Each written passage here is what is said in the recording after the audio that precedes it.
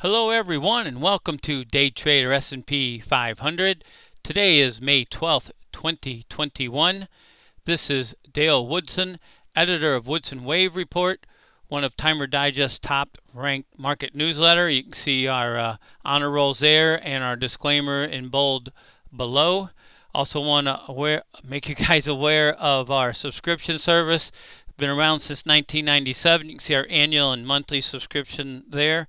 By the way, we put out 2 reports today, one pre-market, one post-market, and again yesterday, in addition to one Sunday night for our monthly subscriber. Those daily reports are pretty much every trading day and sometimes more than once a day. So we'll knock those down. So want to also thank you guys for subscribing to the newsletter. Remember to hit that reminder bell and don't forget to hit the like button. We appreciate you guys patronizing the channel. We have an exciting show today, if you will, our video. A lot going on. Let's start here with, we're going to go a different route here. We're going to go with the pre-market open report today, okay? And it's titled, Show Us a Wave Count, We'll Tell You the News, okay? And I think that was, yeah, that was today. Okay, so what we were looking at here, and I'm just going to read this, okay, because you guys know I'm 100% technical, don't do fundamentals, and I believe the math is the universe of the language of the universe, and math is right. It's always right. Fibonacci sequence is beautiful, and we as humans don't always interpret it correctly, but the math is always correct. Anyway, I'm just going to read this, okay. The multiples in the pattern called for a 5th wave down to complete the move from the all-time high on May 7th. Then the CPI numbers come out at 8:30 Eastern, pre-market open. The numbers are much higher than anticipated. The market sells off on cue. As I've stated numerous times in the past, while Elliott Wave does not allow us to predict the future, it does point to a specific period in time, or of time, in this case it was today, to anticipated a news-related event, in this case it was the CPI numbers, that they will say will move the market. However, as usual, they have the cause and effect reverse. Much like mankind used to think that the sun revolved around the earth, we had it backwards, okay? The news doesn't move the market. The wave pattern called for a move in the market, and the CPI number provided the excuse or the reason. The wave pattern was the cause, and the CPI numbers provided the effect. The news did not move the market. It never has, and it never will. As one of my subscribers said on YouTube, show us the wave pattern and we'll tell you the news, okay? So that's what it was. Like, we're looking for a move. We're expecting another wave down, and bang, it happened, okay? So there's an event that'll happen, and that's what we do. It's like, okay, the market should move up or the market should move down. What's going to be the reason or the excuse that they blame it on, okay? We were looking for a 5th wave down below the previous day's low. We're looking for 40.93 with further bearish potential lower. And then for what it's worth here, we got, let's get the post-market close. I got to remember to do the Dow too today. We are entering sell rally mode because the Dow just broke its make or break. Now all 3 of them did, okay? So we're in short all degrees of trend, all 3 indexes against the all-time highs in each index, okay? So yeah, what the S&P gave us was further bearish potential below. I can just jump into this chart here, and you can see this is the hourly. I'm kind of going backwards here. There's the 5 waves up from the March low hourly chart, and there is the decline beginning from the all-time high. And what I did with that big decline in March of 220 from the January or February highs into the March lows is we get the last 5 waves. This is a 5-wave advance here, and this was our make or break. Once it broke below that, it can't be a second wave of this rise because it cannot retrace more than 100% of it. So now we're looking at the next degree of trend, and that is the rise from the March lows. So here are the retracement levels, and here is the the wave pattern to the downside, reversal in trend. Okay, I'll give those to you guys now in case you can't see them very well. For the retracement of this 5 waves up from the March low, we get 402. 50% is 39.81. 618 is 39.21. This has broken down into 5 waves at the downside. It looks like we're in wave 3. Wave 3 gains equality with 1 at 4034, which is right near the 4042. It gains a 1.6 at 3955 and a 2.618 at 3828. So let's get into the S&P. Oh yeah, I wanted to do this too. Okay, this is 1987 low, a 1 up, a 2 down. It's an A, B, C, a 3 up, a 4 down, which was an expanding triangle, and a 5 up. This is review for some, but new to others. Okay, I wanted to point out these long-term Fibonacci multiples. It stopped the market for basically 2 years here in 2014, or a year and a half. Then the one here, the 1618, equated to the January high in 2018 and led to the expanding triangle that bottomed in March of 2020. And here we are again. It doesn't have to hit right on. It peaked a little bit above as the Dow did, but this should halt the market at a minimum and could lead to a bear market. And it could be just, like I said before, 1 of 5, then we'll get a 2 of this, or it could be the whole 5. We're going to have to watch this and see.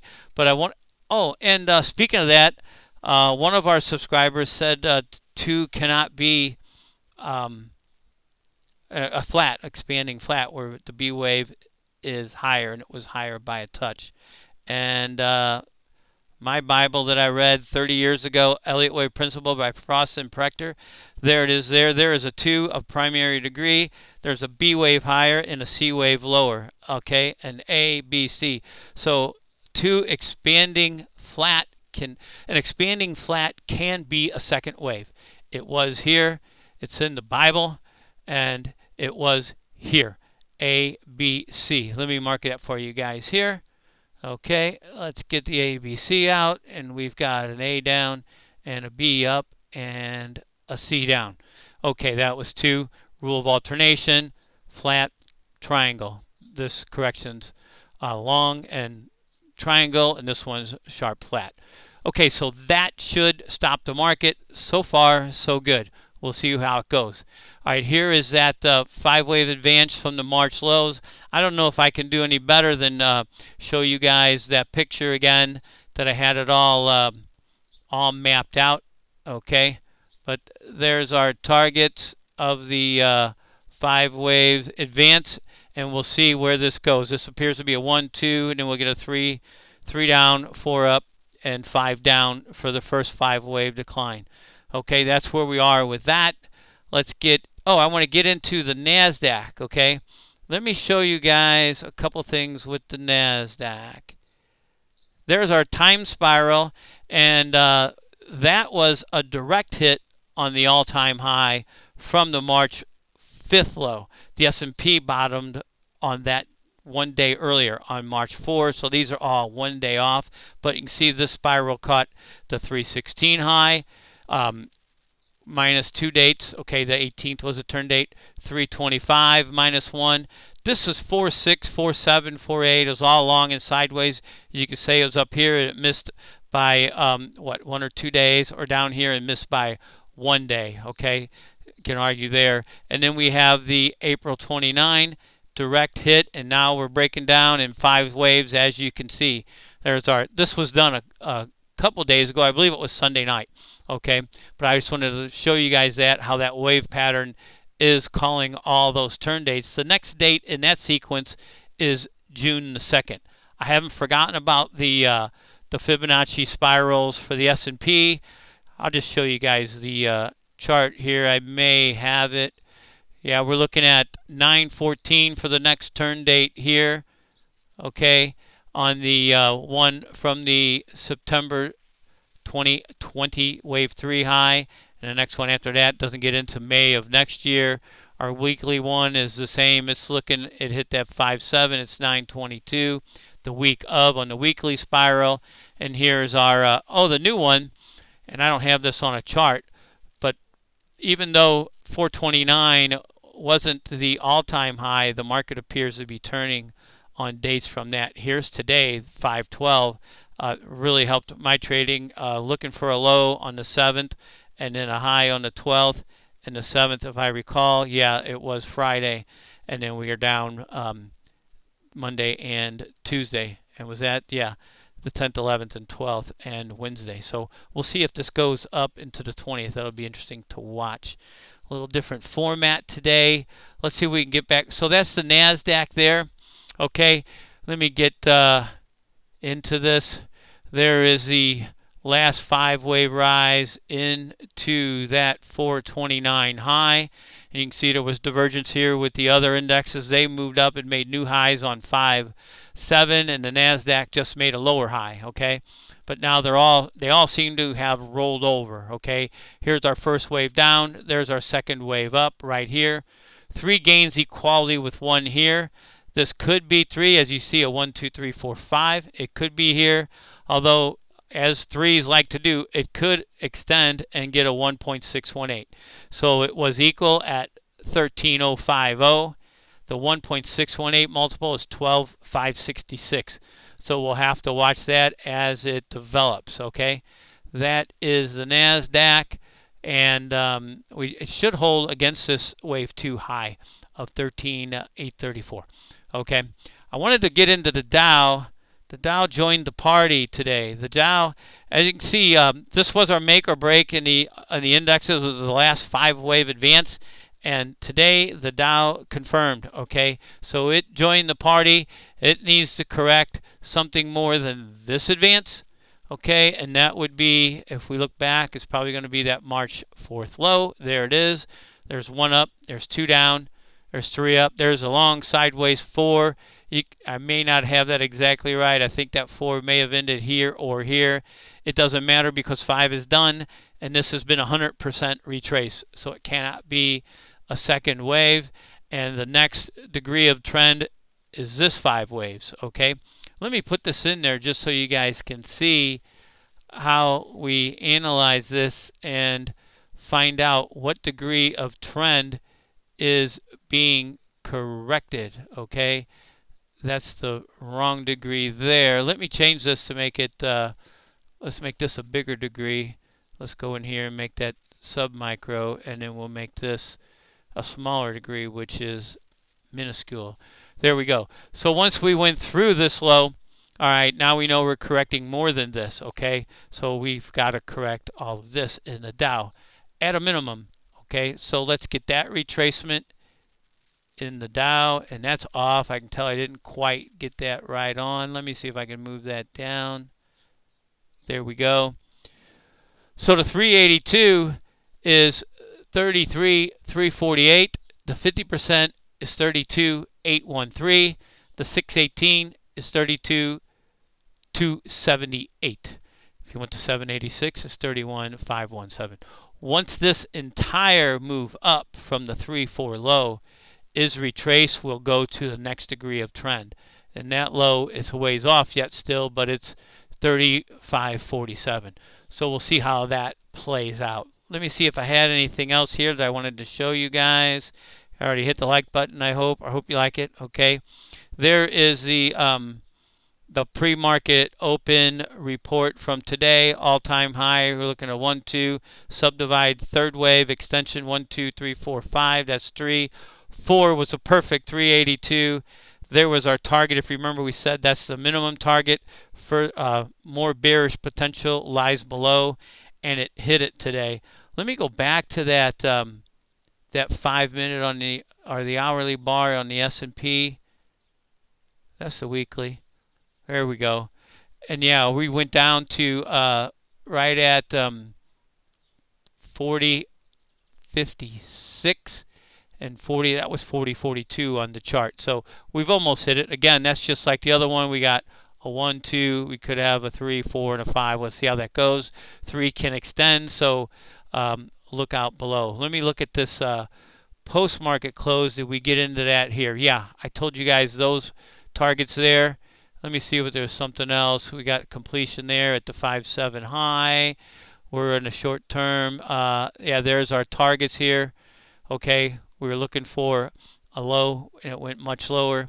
Gave us the further bearish potential lower than the target of whatever we had up there. Okay, so there's our new targets there, and we're going to continue to analyze this with a top-down view from the degree of trend. From the least to the biggest.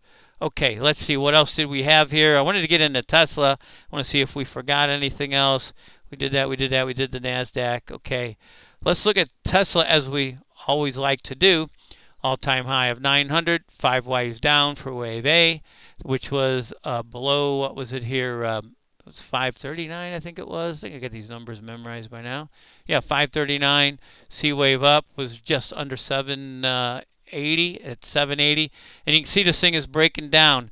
It was getting worrisome because this really wasn't coming down in 5 waves until the last couple of days here, and it sure has. Okay, so we've got a 1 down, a 2 up, and then a 1, 2, 3, 4, 5 for 3, a 4 up, and a 1, 2, 3, 4, 5 for 5. We could call this complete. This is a C wave, so it could be extending. We'll have to watch it, but I think I can look at this again. Again, our target's 418 for C to gain equality with A, and I have a much bigger, higher level of confidence that it'll happen after these last couple days. After right here, when this started to break down, it was like, okay, now it's game on. Instead of going up to the 786 retracement at 880, it's more than likely going to come down and hit that 418. Let's look at this from that high on April 14. You can look at it here. We're looking at a 10-minute bar. There is 1 down. There is 2 up. We've got a 1, 2, 3, 4, 5 for 3, and there's 4, and there's 1, 2, 3, 4. That could be complete. So we could call that 1, 2, 3, 4, 5. Let's just get a retracement in case this thing decides to move up. If you saw those turn dates we're looking for, an up on those turn dates that we're spinning. Previous 4th wave would be perfect. Any move up, the 382 is 660, and the 500 is 683, and you can see that area there. The previous 4th wave, okay, that would be a good place, or the other 4th wave of the other degree puts us between the 50% and the 618. So the 618 is at 706, the 50% is at 683, and the 382 is at 660. So we'll watch this. This thing could always extend, but as far as wave patterns are concerned, we can see a 1, a 2, a 3, a 4, and a 5. Okay, that should do it for this report. We'll see how the rest of the week plays out. Let me just make sure again that we didn't miss anything, and I want to get that 512 post-market report. There we go. That's what we're looking at in the S&P. Hope you guys can see those numbers okay. Thanks again, everyone. Appreciate your patronage to the channel. And until next time, take care, everyone.